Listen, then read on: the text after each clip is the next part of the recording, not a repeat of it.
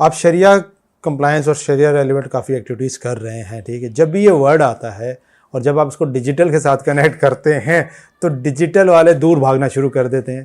وہ کہتے ہیں ہمارا کیا لینا دینا, ہمارا تو سارا ہی شاید شریعہ کمپلائنس ہے, ہمیں بت پوچھو, ٹھیک ہے, نہ چھیڑو.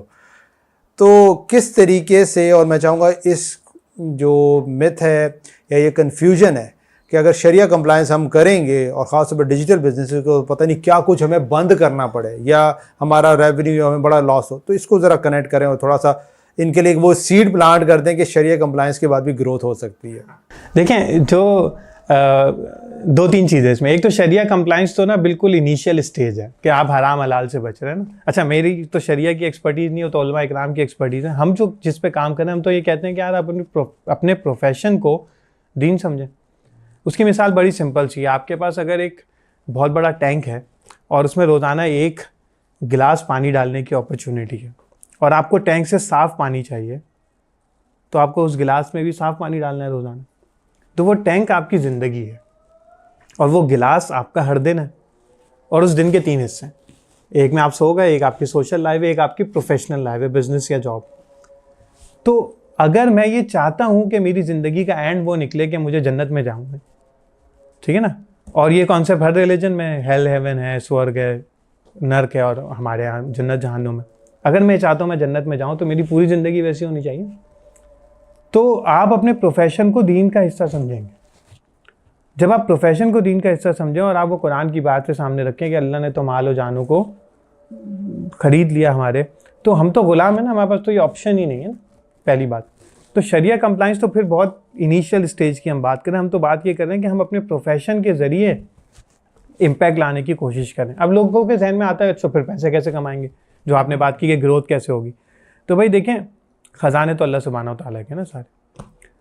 تو اگر آپ صحیح طریقے پہ اپنی بنیاد کو ڈالیں گے تو آٹومیٹیکلی آپ کو بہت سارے لوگ مل جائیں گے جن کو آپ چاہیے. دیکھیں اصل میں کنفیوژن کیا ہوتا ہے, ہم جب بھی بزنس انالیسس کر رہے ہوتے ہیں نا آج کل, ہم یہ سوچتے ہیں کہ مارکیٹ کتنی بڑی ہے. وہ میٹر ہی نہیں کرتا. میٹر یہ کرتا ہے کہ مجھے کتنے لوگ چاہیے, یوسف بھائی کو کتنے لوگ چاہیے.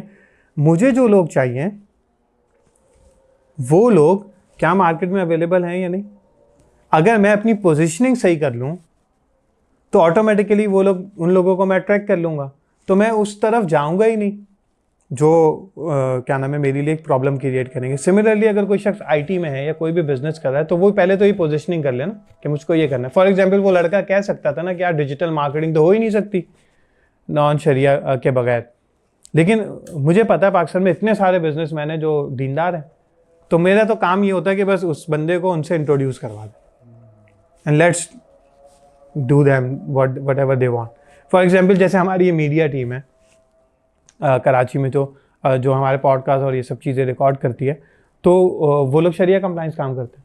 اچھا اب اس کی وجہ سے کیا ہوتا ہے کہ نان شریعہ والے لوگوں کو وہ اٹریکٹ ہی نہیں کرتے ہیں, اور وہ اٹریکٹ کرتے ہیں شریعہ کمپلائنس والوں کو یا جو دین کو سامنے رکھ کے کام کر رہے ہوتے ہیں. تو آٹومیٹیکلی ان کو ان کا مارکیٹ شیئر مل رہا ہوتا ہے.